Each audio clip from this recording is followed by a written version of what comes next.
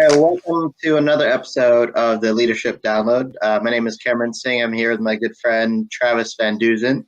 And today's topic, we're going to be talking about leading on empty. And this is based on a book, Leading on Empty. It's called Refilling Your Tank and Renewing Your Passion. This book is written by a pastor his name is Wayne Cordeiro. So this pastor, he shares the experience of how he experienced burnout, with the hope that it will encourage others that are going down the same path, or what you can do to prevent yourself from going down this path. When we lead on empty, and empty meaning when you're exhausted, tired, you're ready to be burned out. And I've experienced that myself, and I know Travis has at times. When we lead on empty, rather than out of our excess, our physical bodies, they'll begin to suffer before our job performance begins to suffer. And what we really want to focus on in this discussion is really focusing on taking care of ourselves, because if we don't take care of ourselves, we won't be able to perform in the areas that we have influence in. And of course, one of those is our jobs, our family, whatever aspects that we have impact on in our lives. Yeah, absolutely. One of the other things that I think is very important when we talk about leading on empty is that oftentimes when we reach that point of exhaustion or that point of depletion where we feel like we can't go any further, this is often also the time where leadership is needed the most, because if you are burnout and tired and worn down, usually your team is not too far behind you.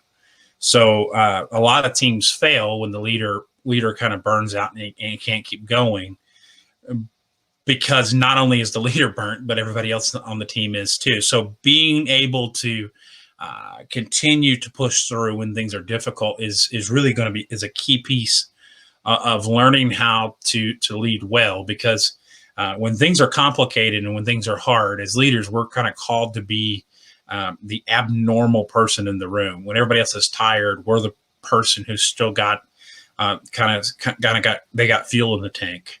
And this is not something that happens by accident. There's things we have to do through intentionality.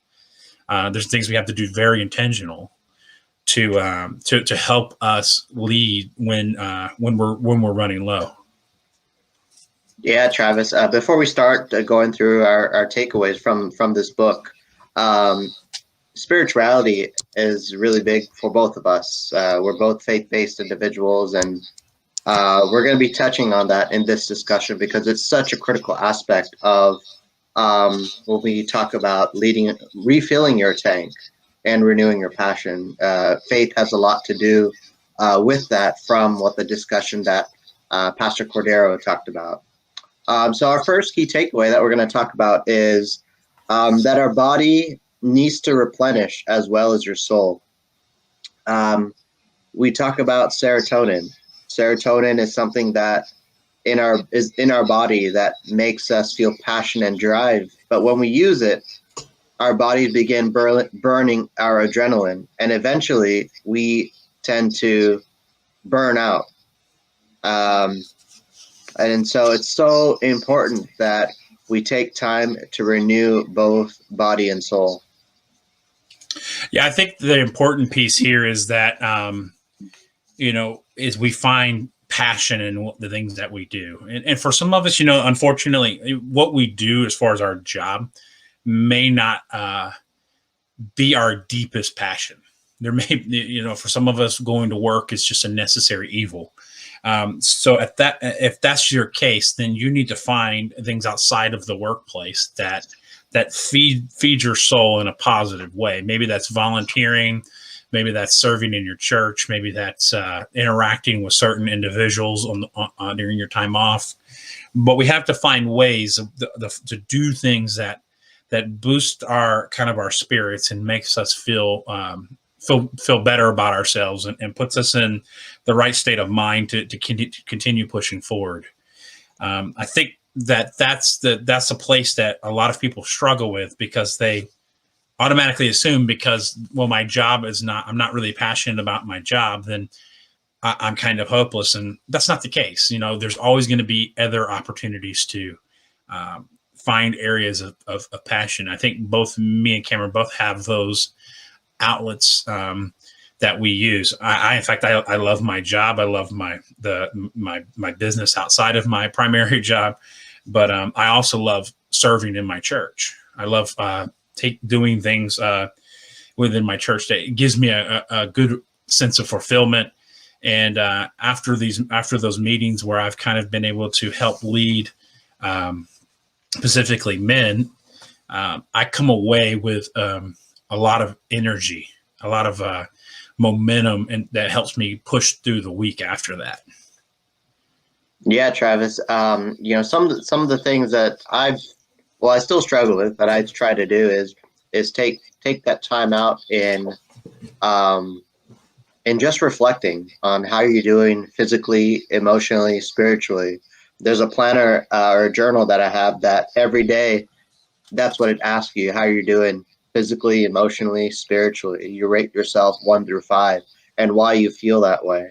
And it's so important because sometimes we may go through day in and day out just with the busyness of life and work, and we may not even touch on, how we're doing in those 3 aspects that I just talked about. Yeah. No, I think that's good, man. So you want to jump on to number 2? Yeah. So another takeaway from the book is we are our own worst enemies. We know most people in leadership are very driven people, such as, Travis and myself. We focus on a goal and push hard to see it completed. We do whatever we can to make sure that we reach that goal, no matter what it takes.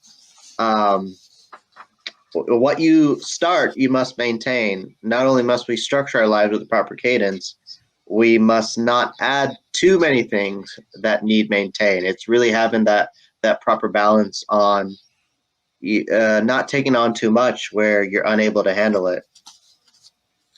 Yeah, I think there's this important place to kind of talk about, the ability, like you just said, if we're taking on too much, is as leaders, and especially as human beings, most of us want to satisfy everyone. We want to make people happy.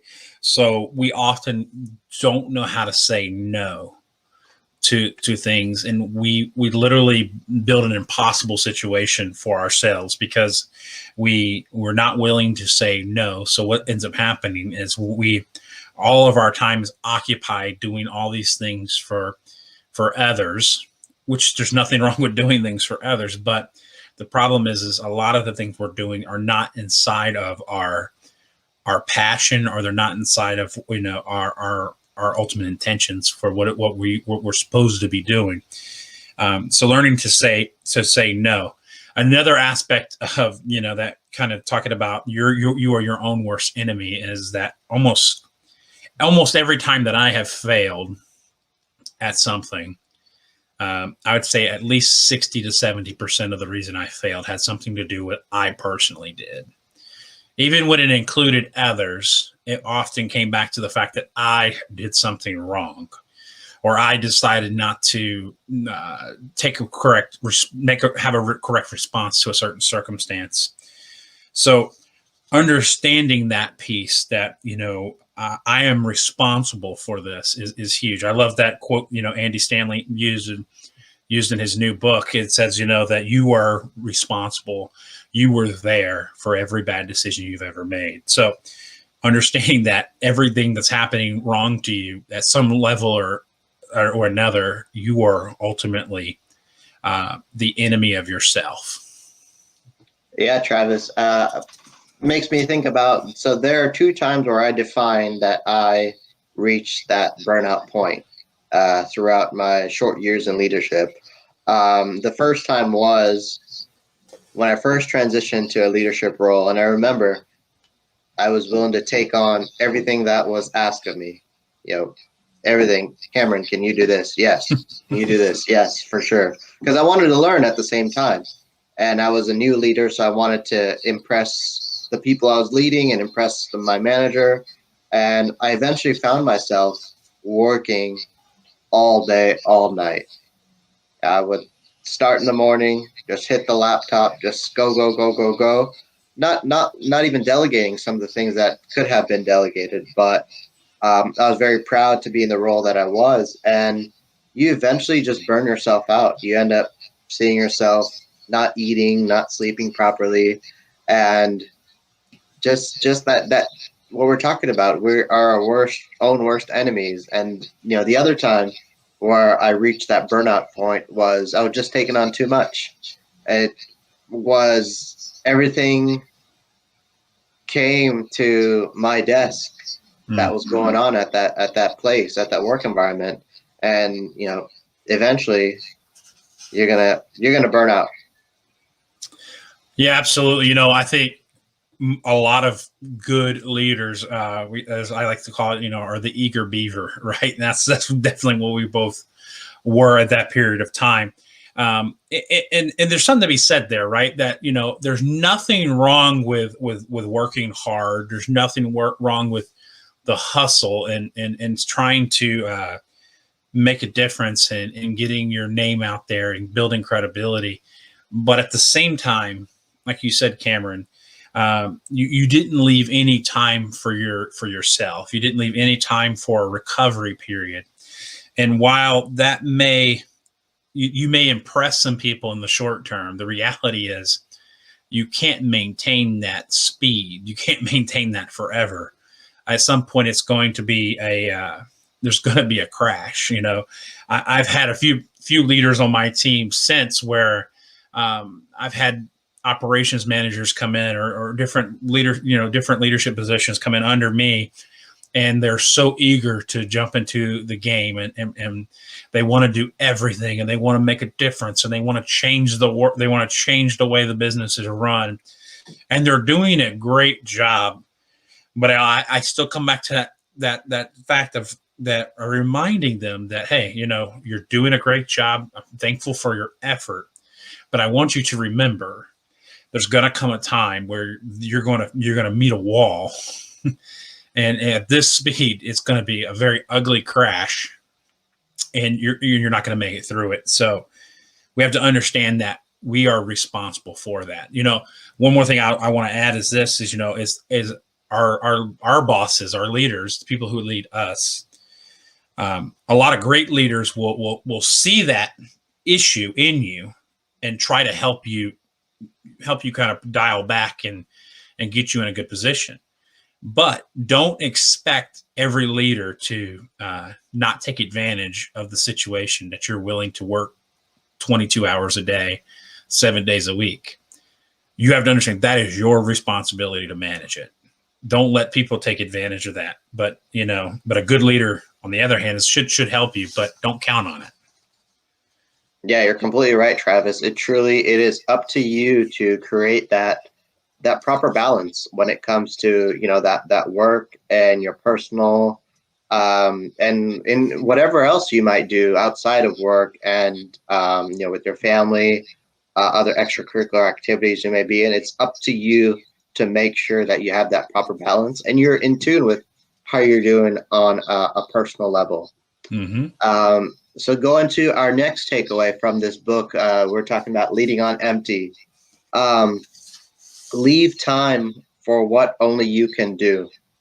Oftentimes we fill our day with things that feel urgent, but they could be sometimes, maybe majority of the time, unimportant.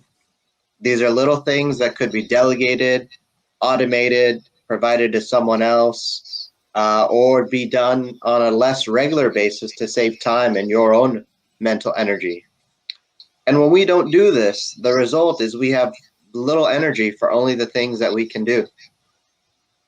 And so with this, we must learn to what Wayne calls steward your energy. A leader's greatest asset is truly that energy. It's not really the time, but it's energy. Yeah, absolutely. I love this because this is something that I work on with leaders a lot.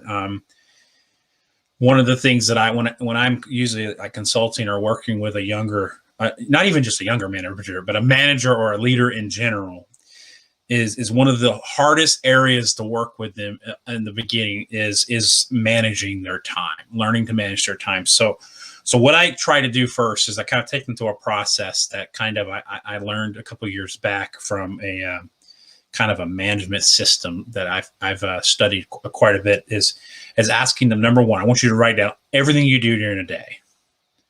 And of course, they're filling up, a whole notebook page, and they're kind of, you can kind of see the smile on their face of how proud they are of how everything they're doing that day.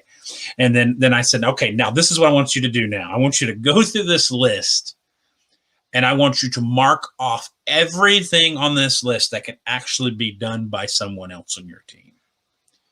That there is someone on your team that is qualified, who's qualified, who can legally do it and has the competency to do it. They start marking off stuff. What we find is once you press in on it, it may take a few minutes of pressing on them a little bit. As at the end of this, there's only about 4 to 5, maybe 6 things that only that manager can do. Literally everything else can be delegated.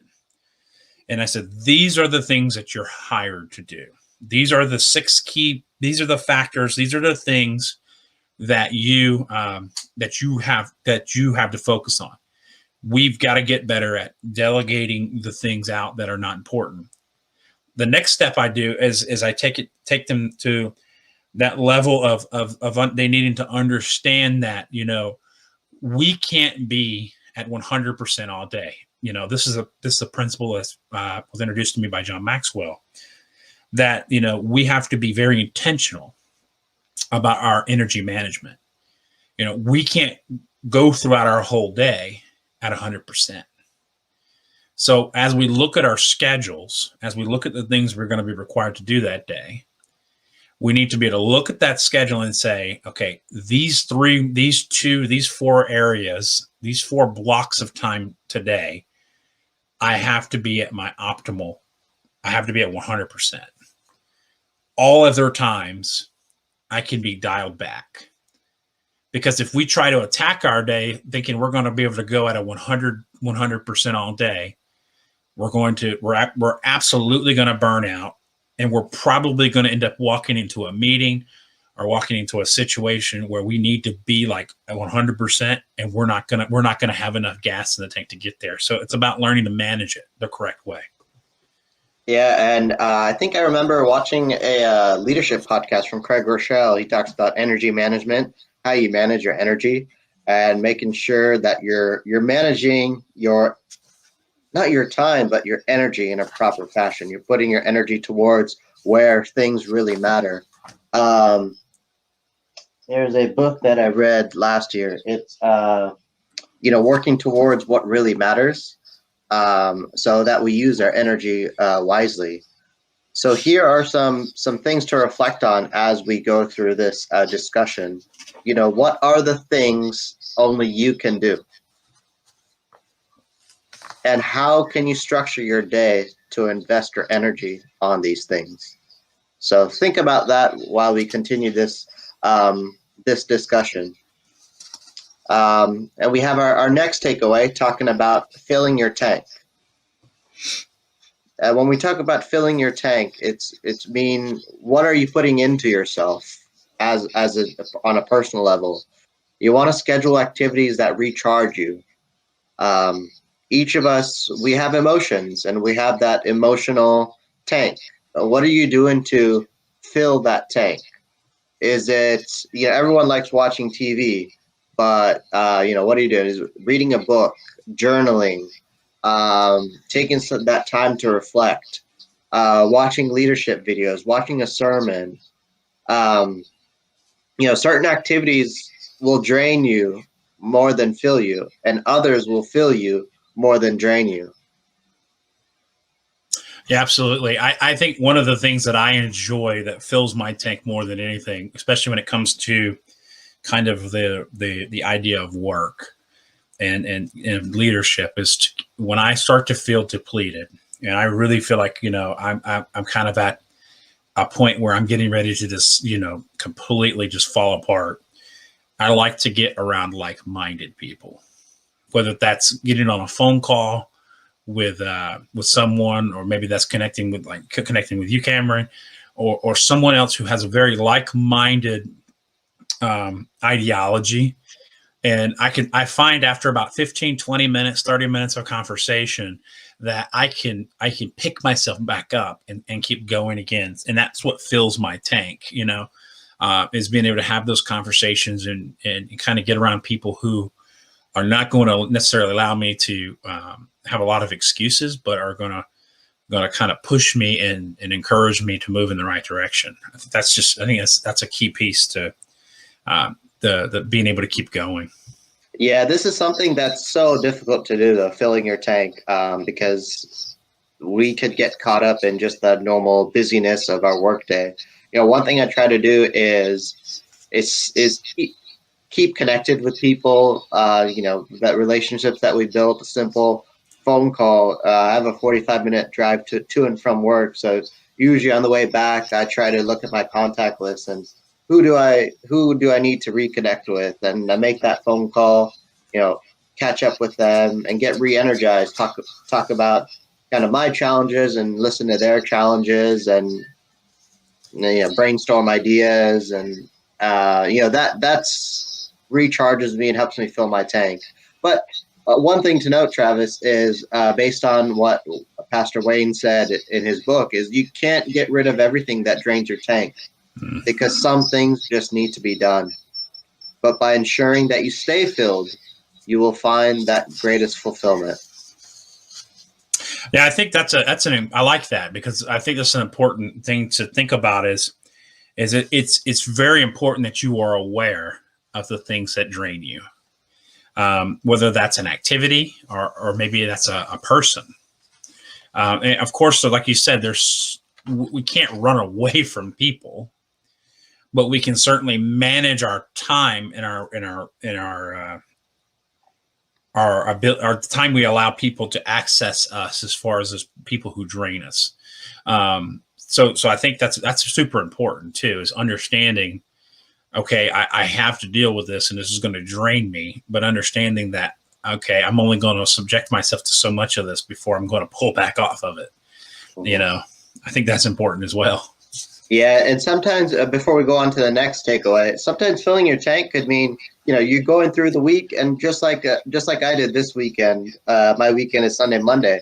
I did not go anywhere Sunday, Monday.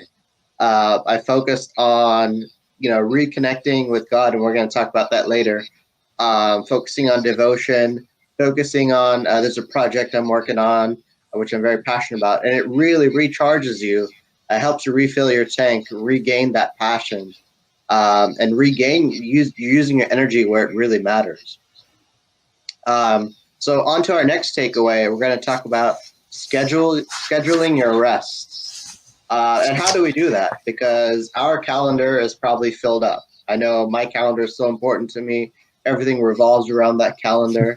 And we must learn to schedule our rest before our calendar fills up. There is a pastor, Kerry Newhoff. He provides a calendar which talks about how to be a high impact leader, and you are literally scheduling throughout the days, each day for the 7 days. You're scheduling when you're going to rest, when you're going to do devotion, when you're going to eat, when you're going to do, if you have schoolwork, how often you're going to spend on working and creative time, writing time, whatever that means. Rest should not be an afterthought. And oftentimes, when you get into roles where you have that impact influence, such as leadership, rest becomes an afterthought.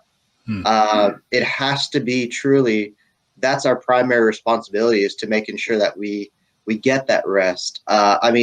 Now I'm very vigilant of that after reading about this and really understanding it. There are times when I delay potentially going to work an hour later just to make sure that I get that rest. And rest does not mean sleep. Rest, everyone defines rest differently. Like, rest for me is just when you have that time of doing nothing. It could be simply watching TV. Rest for me could be reading a book. Rest could be journaling. Rest is different for everyone. And it brings a rhythm back to life and a cadence that makes our lives truly sustainable. Yeah, man, this is an area of my life where I'm still working on it because I'll be honest with you, I fell into that trap for a while of and I think a lot of good leaders have done this. I fell into a trap of believing that if I was going to be a good leader, if I was going to be a super effective, in my business, if I was going to be super effective at work, I was going to have to find a way to be able to sleep 4 hours and then work 20 hours a day. Because there's this perception that was out in our society, especially amongst people who are successful, of believing that that you should get a merit badge or you should get some sort of support. You should be applauded for the fact that you only sleep 3 hours a night and that you work the rest. But the same guy which you just mentioned there, Carey Nieuwhof, he wrote an article a while back that I've read it a few times, and it was really the article that woke me up to this. Was he had actually experienced burnout, and he had actually experienced a major to the point where he left he left his church, he left everything, and he came to a realization that he was just he was just forsaking so many different areas of his life that he was unable to maintain himself. So he began to sleep until he wasn't tired anymore. He got tired, he would sleep more. And I'm not saying to go home and just sleep all the time, but maintaining that healthy sleeping habit and taking rest and taking time away from things is actually going to help us become better leaders when we actually jump back into the mix. I can count dozens, if not hundreds of times where I've been stuck. Maybe I'm, writing some content for, a group I'm going to meet with, or I'm trying to help develop a plan for someone, or maybe it's at work, I'm trying to solve a problem in our operation and I'm stuck. Like I'm just kind of like spinning in circles, and then I take an hour and just go sit and relax, or I take a walk, or go outside and mess around in the yard, or do something different. And then suddenly I come back and the creative juices are starting to run again to help me get there. I think that's so important. I think that's crucial. Yeah, I'm actually on the well-being committee, steering committee within the company that I work for. And one of our executives brought up this same idea of rest, but specifically sleep. So I actually just looked it up on my Amazon order. It's recommend reading this book if you're more interested in reading more about sleep. Is called Why We Sleep, Unlocking the Power of Sleep and Dreams, and it's by Matthew Walker. And he talks about the science of sleep, and I'm about to dive into that as well. But yeah, it's really important, really critical to take that time and schedule that time to rest. And like I said before, rest. We define what rest means for us. Yeah, if I could add one more thing, I think that's important. That a suggestion that was given to me a while back. I can't remember who told me this, but they said, dependent on how much control you have over your schedule, understanding that some people, they don't have ultimate control over a lot of things that get put on their schedule. But when you go to build out your month, or maybe you build out a week at a time on your schedule, to put in that rest time first, or put in those blocks of time first. For example, for me, making downtime, vacations. I'm taking a vacation this coming weekend. Family time, these kinds of things. Anything that I need to be committed to outside of the work world, those things go onto my calendar first, and then everything else that can be built is built around that. So it can get very, very difficult very quick if we put everything on our calendar and then try to plug in everything else. It's going to get messy. So that's another thing that I think is important, is start with the rest, the family commitments, the things that are going to replenish you, and all those things first, and then work backwards into then filling it with clients or business, whatever, meetings and everything else you got going on after that. Yeah, and so our last takeaway from this book, which is truly the most important, I know it's definitely important for Travis and I, is scheduling time with God. And oftentimes in our busy world, this could be challenging, but you want to find time to regularly be with God and renew your soul. And you truly cannot give what you do not have. And to be most effective, we must be able to minister from having a full cup. Mm. Yeah, I think this is important. I've noticed when I don't take time to spend time in the scriptures in the period of a day, I tend to do a lot of my reading at night. I'm kind of the opposite of most people. My morning time routine really just revolves around prayer, and then usually I'm up and at 'em, and then at night I usually spend more of my time in reading scripture before I go to bed. But I find when I maybe miss a day or two that I in that time with God that I begin to kind of get into back into some old habits, or some bad negative mindsets start to creep back in. So I think that time with God cannot be something that once again, it goes back to our schedule of saying this is the first thing that goes on the schedule. This isn't something we fit into the schedule. This is the one of the first. This is the first thing that goes on the schedule, and everything else works around it. I think that's super important to understand that it can't be something we plug in after we've already exhausted our whole week, and by the time we arrive at our time with God, we're exhausted and beat to a pulp, and we don't have the energy to actually do what we should be doing. Yeah, that's so true, Travis. I mean, this is something that I still struggle with even today. And as I was reviewing this book again, yeah, I realized that I don't really do a good job with this, and it's truly starting off on the right foot. Having your time with God revolve around your day, not being burnt out when you after dinner time and you'd say, oh, I can do it tomorrow, or rather watch an episode of on Hulu or Netflix or whatever. Yeah, definitely something more to think about regarding this topic, leading on empty. When we talk about burnout, when a person reaches burnout level, they rarely, if ever, are able to return to that same level of ministry they had before burnout. But there is hope, and where you can start this is really set boundaries for yourself.